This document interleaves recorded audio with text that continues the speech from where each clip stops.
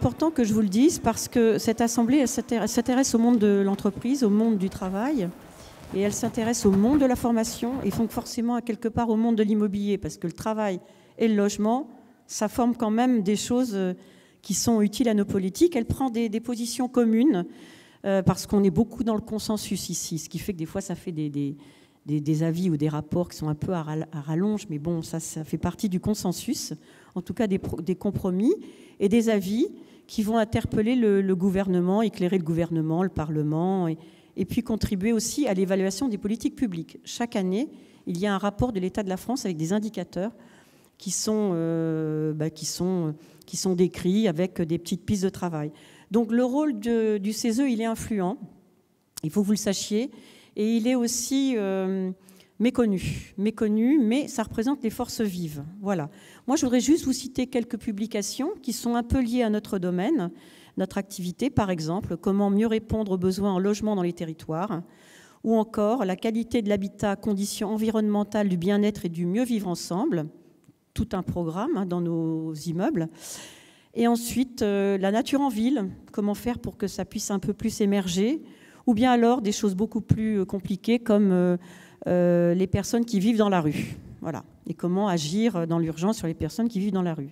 Bon, on n'a pas forcément trouvé la solution, mais on peut trouver des pistes. Voilà. Puis il y a aussi des choses sur notre statut de chef d'entreprise. On a beaucoup de problèmes de recrutement en ce moment. On est dans l'orientation des jeunes, dans l'emploi des seniors. Voilà. Donc, je voulais vous dire que cet endroit, il sert aussi à la défense de notre business. Et c'est pour ça qu'il y a...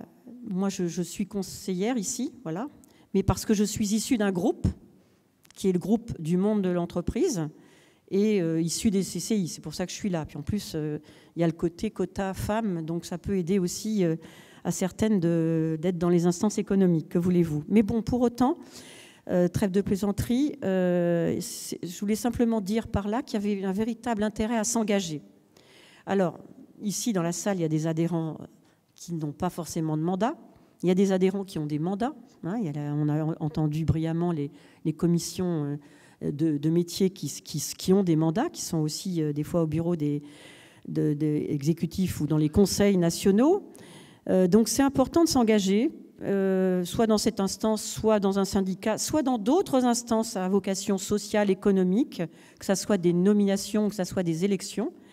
Parce que finalement, quelque part, on va porter la parole de la profession. Et on ne peut pas compter que sur les syndicats professionnels ou ces instances pour la porter. Vous la portez individuellement, mais vous pouvez la porter aussi collectivement.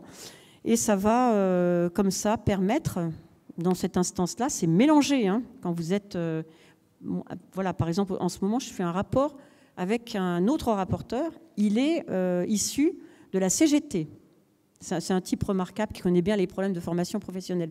Enfin, ce n'est pas évident, on n'a pas toujours les mêmes discours quand on parle de l'inégalité, hein, puisqu'on parle en ce moment des générations nouvelles, comment aller vers un nouvel avenir pour les personnes, avec tout le cycle de vie quand on est la petite enfance, et puis maintenant qu'il y a la 5e génération, et tous les risques qu'il faut garantir. Et on parle donc des inégalités. Et quand il vous dit inégalité de revenus et de patrimoine, il faut taxer. Faut tourner autour, mais c'est quand même important parce qu'on est dans le consensus et c'est comme ça qu'on peut construire quelque chose et puis surtout qu'on peut petit à petit faire connaître le meilleur de notre profession. Donc c'est un peu le premier point, c'était pour vous parler du CESE, vous dire qu'il y a vraiment des choses à lire. Deuxième point, c'était de vous dire de vous engager. Ça c'est important parce que quand on présente sa profession, et ça participe quelque part, moi je crois beaucoup à la méthode Coué, ça participe quand même quelque part à valoriser notre profession et on en a besoin. Et c'est pour ça que je voudrais être un petit peu raccord avec le fil conducteur de ce forum, qui est un magnifique forum avec des organisateurs exemplaires, mais aussi des exposants qui ont beaucoup de choses à nous vendre pour bien faire notre métier. Et donc, dans ce fil conducteur, il me semble avoir vu confiance, défiance, moi je dirais peut-être aussi méfiance. C'est vrai que c'est très ambigu. L'État, nos relations avec les pouvoirs publics sont très ambiguës. C'est-à-dire, un jour on nous aime, le lendemain on ne nous aime pas. Un jour on nous balade, le lendemain on nous porte au nu, le surlendemain on nous plafonne. Donc c'est quand même compliqué. Pour autant, le secteur de l'immobilier est un secteur lourd, très lourd. Il y a beaucoup de chiffres qui sont là. On veut que chacun ait un logement décent, bon, dont acte. Pour autant, on voit bien qu'il y a des problèmes pour loger les jeunes. On voit bien aussi qu'il y a des problèmes pour les personnes âgées. On est quand même dans l'explosion démographique aujourd'hui avec des enjeux de société qui sont vraiment réels. Donc on va vraiment avoir un problème sur le logement et peut-être sur les nouvelles formes de logement, avec tout ce que ça peut comporter comme gestion administrative, mais aussi aspect technique. Donc là, on a, nous, un rôle à jouer. On a un rôle sociétal, un rôle économique, un rôle sociétal, et puis quelque part aussi un rôle environnemental, puisque avec les nouvelles technologies, les nouvelles techniques de bâtiment, les nouveaux produits qui vont préserver la nature parce qu'ils vont être plus solides et ils vont être moins utilisateurs d'énergie et ils vont être peut-être plus verts. Je pense qu'on est vraiment un pivot de la société de demain. Et ce monde, il bouge, vous le savez aussi bien que moi, puisque vous êtes le nez dans le guidon. Hein. Tous les jours, on a des problèmes majeurs ou des problèmes mineurs qui nous prennent la moitié de notre temps, si ce n'est pas 90% de notre temps. Et donc, ce monde qui bouge, on est en plein dedans. Mode de vie, temps de vie, question de l'énergie, l'explosion démographique, j'en ai parlé. On parle de la 5e génération actuellement. La crise sociale, économique, puis alors là, le cerise sur le gâteau, c'est la crise sanitaire. Voilà.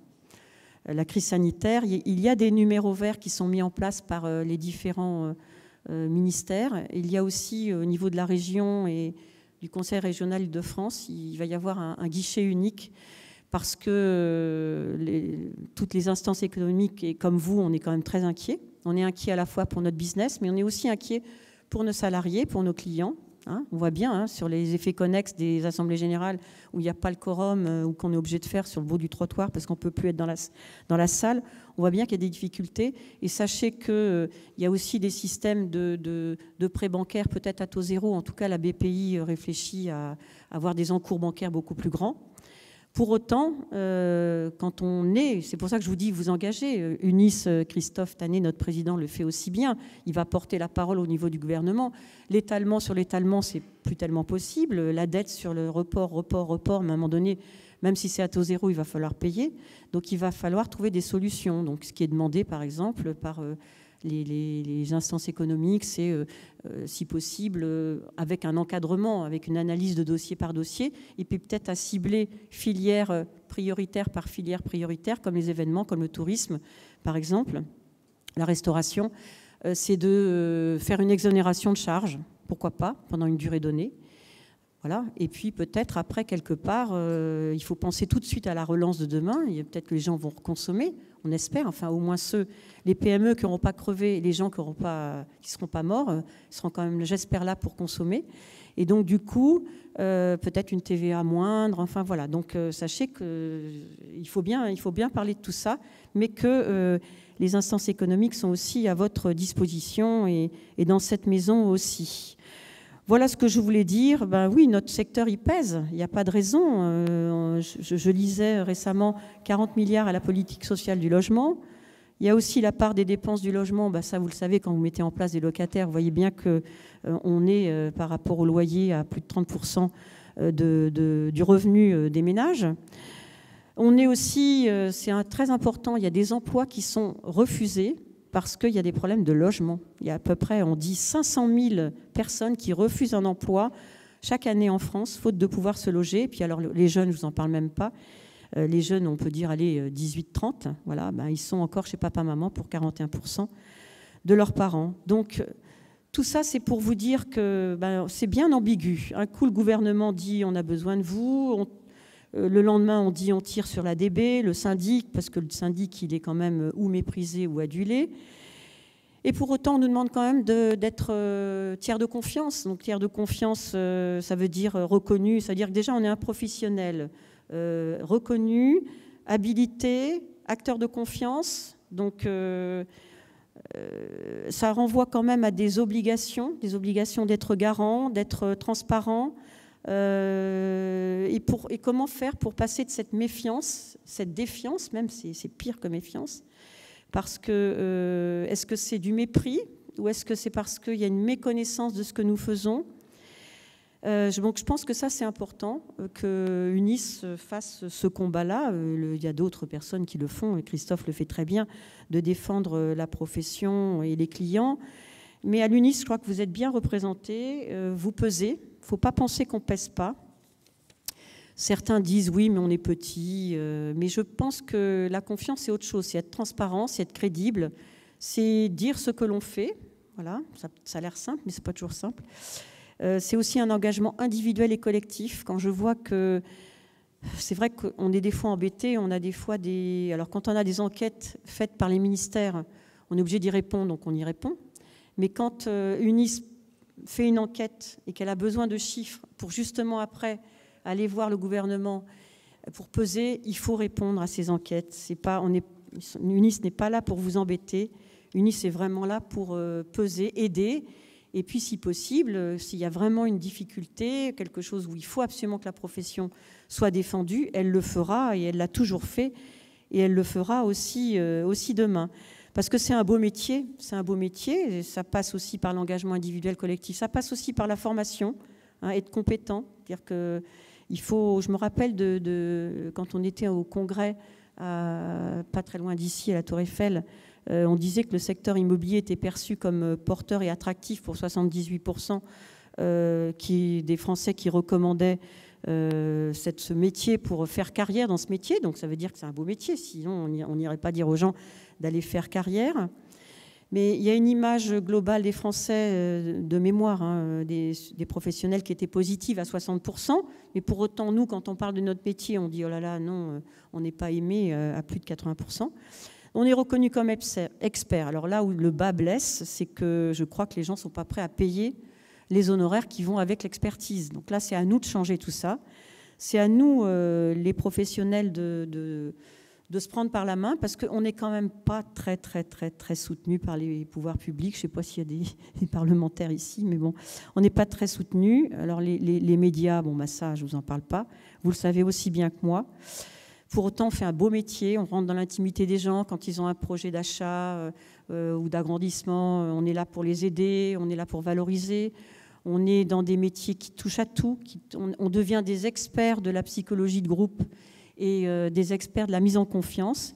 C'est vraiment pour cela que l'UNIS a besoin de vous. Moi, à titre individuel, mais au sein d'UNIS, il y a beaucoup de gens qui portent aussi toutes ces valeurs. Je dis qu'il faut aider, qu'il faut s'entraider. Quand on vous consulte, donc surtout, n'hésitez pas à communiquer. Et quand on vous communique des informations, parce que ça, on en communique des informations. Il y a beaucoup de veille juridique, il y a aussi de la veille opérationnelle, un peu économique. Il ne faut pas hésiter à la diffuser aussi au plus petit individu du plus petit territoire, parce que de toute façon, tout vient de la base. Tout vient de la base, tout vient des territoires. De la base, ça peut être un quartier politique de la ville comme une zone rurale, peu importe, mais les problèmes y remontent. Et l'information, quand elle va à la base, elle remonte de façon, si elle est positive, si elle est utile, elle va remonter au niveau gouvernemental. Voilà, je pense que c'est une profession où on est respectable. Et voilà ce que je voulais vous dire, dans la mesure où je n'avais absolument aucune information à donner de plus. Moi, c'est ces valeurs que je porte. J'espère les porter le plus longtemps possible dans cette instance d'une part, mais aussi au sein d'UNIS. Et si vous aviez des questions à me poser, je suis prête à y répondre complètement à bâton rompu et sans avoir préparé aucune copie. Bien. Daniel Dubrac, avec 2 L. Daniel. Gabi, tu m'avais posé une question, Gabi, ou pas? Pardon? Est-ce que tu m'avais posé une question? Non, j'avais simplement voilà. émis l'idée de se projeter un tout petit peu, de savoir quels étaient les enjeux. On en a fixé quelques-uns. Se projeter, c'est être influent, c'est peser, mais on a besoin de vous. Voilà, on a besoin de vous. Voilà, on a besoin du gestionnaire qui fait remonter un problème parce qu'on lui a demandé de dénoncer un marchand de sommeil et qu'il a eu une bonne expérience ou une mauvaise expérience. On a besoin de chacun des adhérents. Chaque adhérent compte. Et une fois qu'on aura eu tout ce qui vient de la base, on pourra éventuellement le transformer en amendement pour nos gouvernants pour que ça puisse changer et qu'on puisse vivre dignement de ce métier. Parce qu'on en vit dignement de temps en temps, mais pas tout le temps.